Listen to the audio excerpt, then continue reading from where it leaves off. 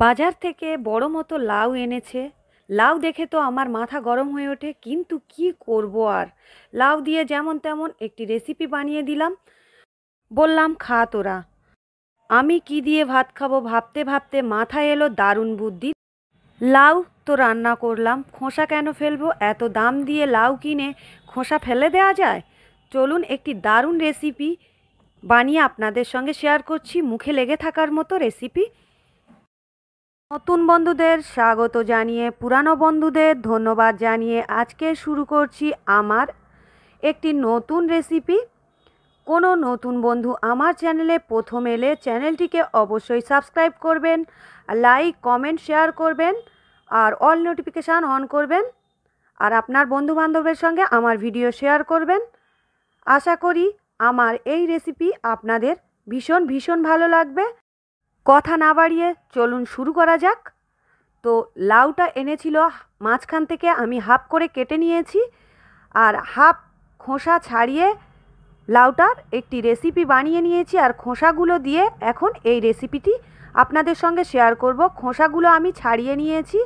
এই খোসাগুলো ভালো করে আমি ধুয়ে নিয়েছি প্রথমে, তারপরে এগুলো ছোট টুকরো টুকরো করে আমি কেটে নেব। এই রেসিপিটি বানানোর জন্যে আপনাদের যে কোনো বাড়িতে মাছ আনলে এক টুকরো তুলে রাখবেন, তাহলে এই রেসিপিটা আপনারা বানিয়ে নিতে পারবেন। আমার বাড়িতে মাছ ছিল না, তাই আমি এই রেসিপিটা শুটকি দিয়ে বানিয়েছি। শুটকি চিংড়ি দিয়ে আপনারা এটাও বানাতে পারেন, ভীষণ ভালো লাগে। তো আমি এখন কড়াতে তেল দিয়ে এখানে শুকনো লঙ্কাগুলো 5-6টা ভেজে নেব তেলের মধ্যে দিয়ে।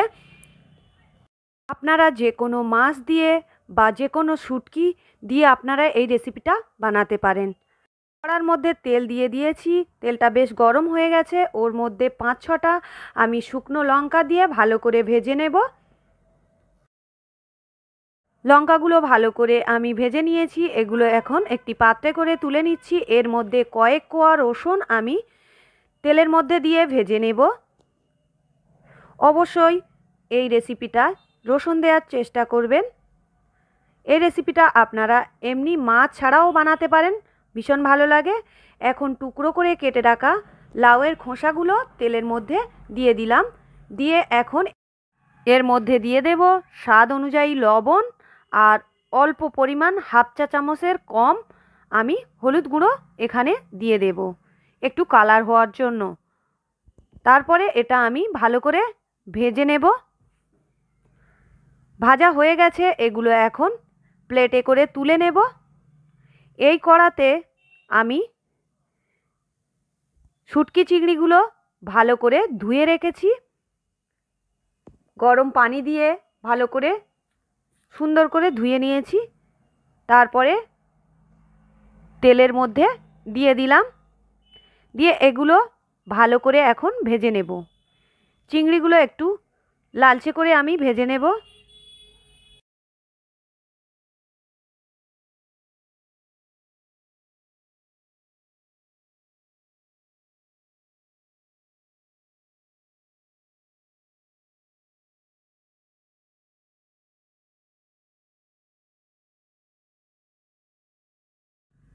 শুটকি চিংড়িগুলো ভাজা হয়ে গেছে, আমি তুলে নিয়েছি একটি পাত্রে করে।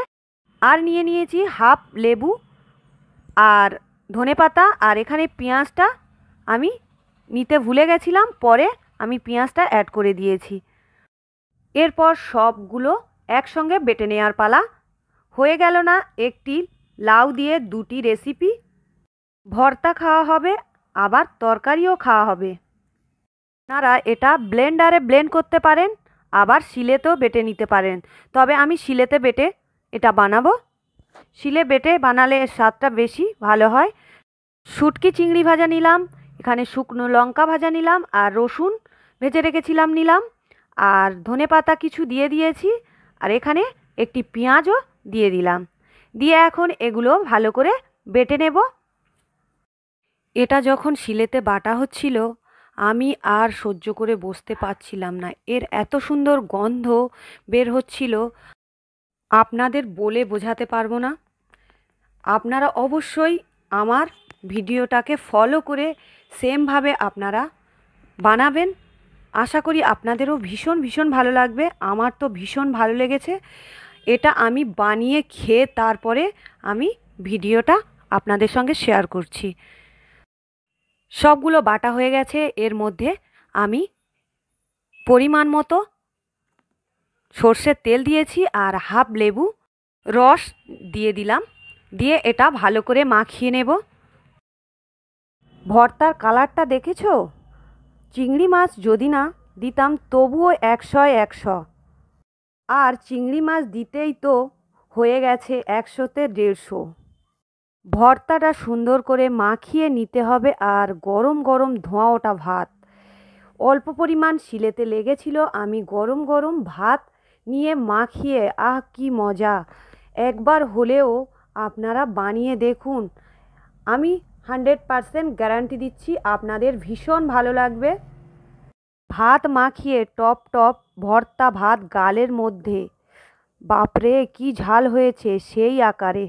পেঁয়াজের একটি মিষ্টি মিষ্টি ভাব আর চিংড়ি শুটকির সঙ্গে ধনেপাতার ঘ্রাণ।